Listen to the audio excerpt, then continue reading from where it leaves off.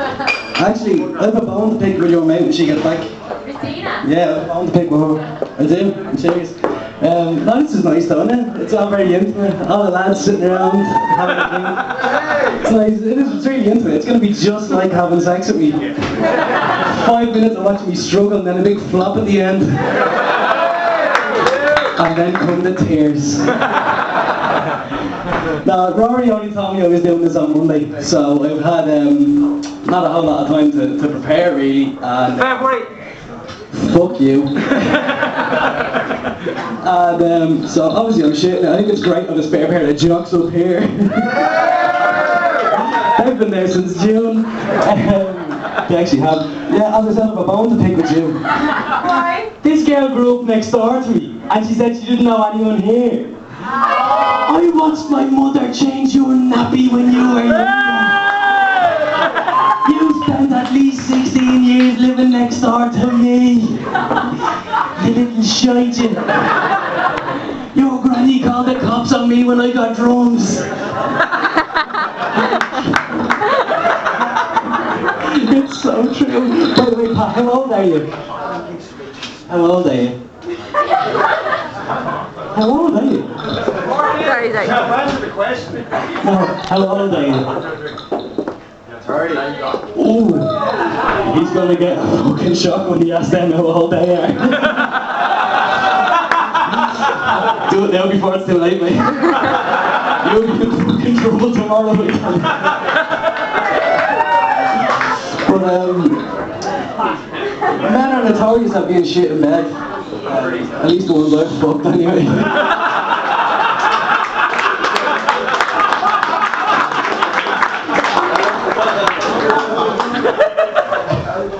But yeah, Rory only told me I was doing this on Monday because I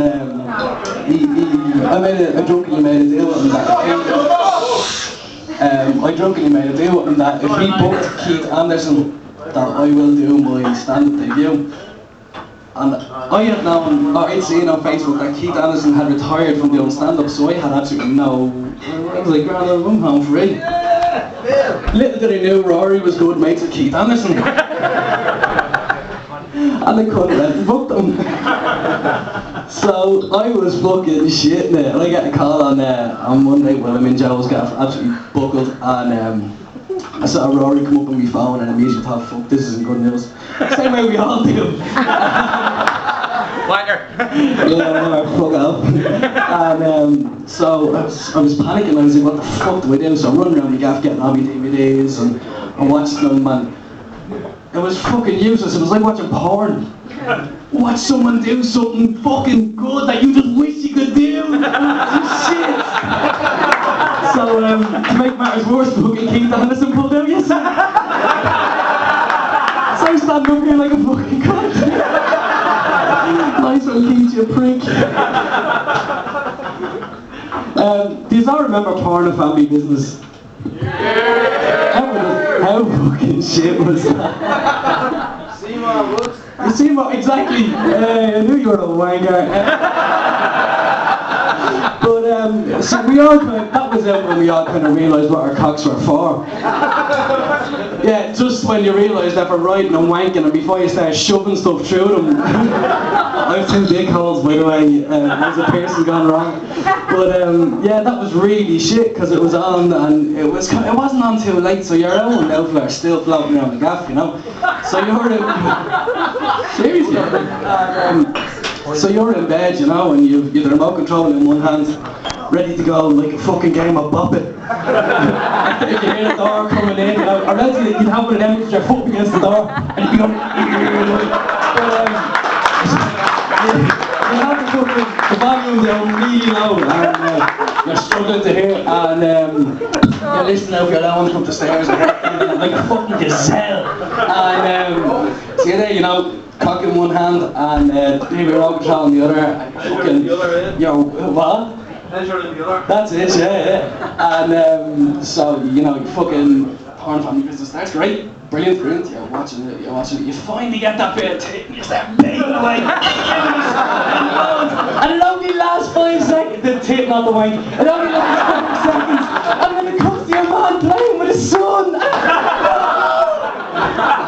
remember Stevie buying rock roll and a butt plug or something. And that was the worst party I'd never walked into. Was it to catch a fucking wank into a kid playing baseball? Yeah, that was fucking shit, alright. But I realised recently actually how selfish women are. It's disgraceful because they're fucking awful selfish. Like, I was walking through town last week and doing my Christmas shopping, and I saw this girl. I slept with Oilio. When I slept with her, she was fucking cracking. Great body, big tits, looked amazing, gorgeous. And I saw her, and now she looks like fucking Danny DeVito's big toe. I was like, how the fuck am I supposed to brag about having slept with you when you look like that now? That's just not fair. That's selfish cunt. Fuck, that's probably the only chance I'm gonna get of a ride. Anyway, as a fat board, so. No, I had a pretty crazy year. Like, my year started off brilliant. You know, I was in a band that played drums, and I had a girlfriend, and we had plans to move to London, which we did. And then once we got over there, I gave up drums, left the band, shit went tits up. Girlfriend left me, and it just kept getting worse. And then in London, I woke up in bed next to a girl from Cork, and that's it. She was from Cork. That was the worst fucking part. Wow. Checking on me sheet again. But yeah, no, Joe visited while I was in London. Actually,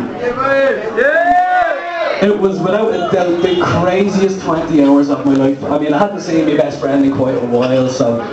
What do you do when he comes over other than make sure you don't remember a fucking minute of it? So the two of us, he came over, we bought a lot of cans and creeped on the girls I was working with, and you know, just kind of floated around Camden for a while. Then we went out that night, and we tried to buy drugs.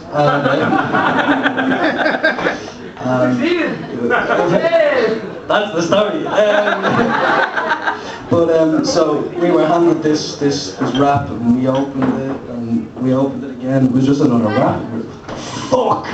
So we were absolutely fuming. We were not happy at all. So we decided we would chase drug dealers through Camden. And it was a great idea at the time when you have more fucking drugs in you than Michael Barrymore's swimming pool. So there's me and fucking Joe running through Camden, and we eventually found the cunts. And the two of them shit themselves because you were fucking 6 foot. I mean, I'm not big by any means, but you're just this 6'4" fucking lunatic coming from. Long story short, we got our drugs. But yeah, and then we went back to my apartment, and nothing happened. No, I was working before Joe came home. I just think, you know, can we not just cuddle instead? But yeah, the girl at the time came home to find me passed out with me jocks, and Joe screamed at the roof at some board called Deborah to get the fuck out. No one was there. We don't even know a Deborah. That was kind of what I woke up the next morning and went to work in bits, and I saw Joe. I left Joe outside work, and he got his flight back. I went to work, all grand. Joe was delighted with himself, wrenchy little prick, because unbeknownst to me, Joe had raped me. And so Joe was delighted with himself. He gets on his plane, he's eyeing up the stewardesses, he's eating his little peanuts, having a great time, going, oh, right man, oh yeah, fucking dirty, you're the right man. And so I got home and I opened my laptop.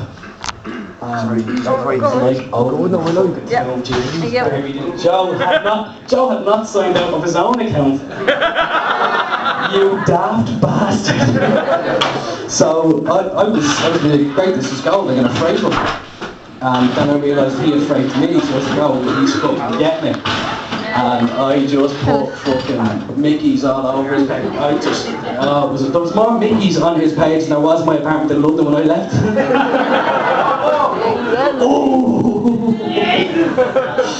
Jesus. Where am I next? Yeah, I was reading in the paper the other day, when I found out I had to do this, I was like, fuck, I'm gonna have to go and get something. So I was reading the paper, and I'm not into football, but I said, fuck it, I'll go through the sports. I know a lot of my mates are into football, so I may as well touch on something that they're gonna know about. And I read about your man, the Suarez, the footballer. Whatever.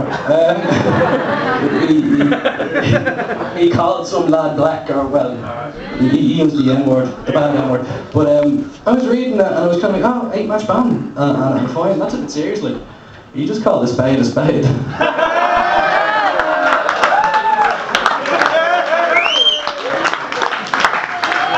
Seriously, I'm not racist. I just like the shoes.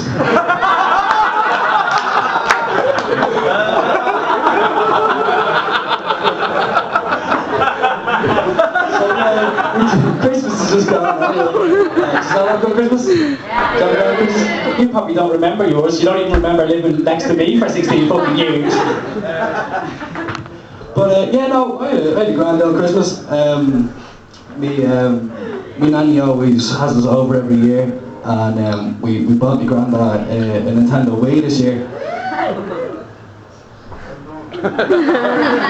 Thanks. But we got him a Nintendo Wii, and so we were all sitting around the gaff playing it, and my nanny decided she gives a break from singing fucking ABBA on the karaoke to let me granddad play the fucking thing, and so we're there playing away, and my uncle walks in with his husband.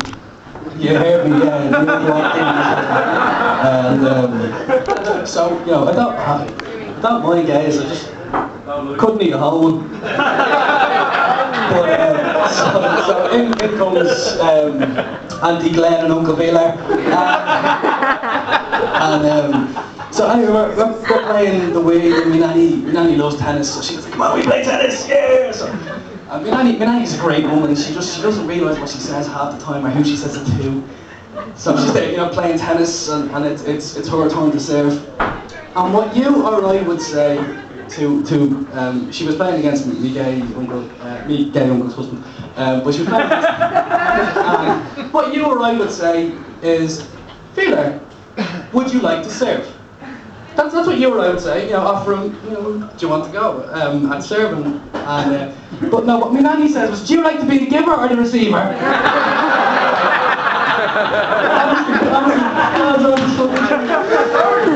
That's a true story, yeah.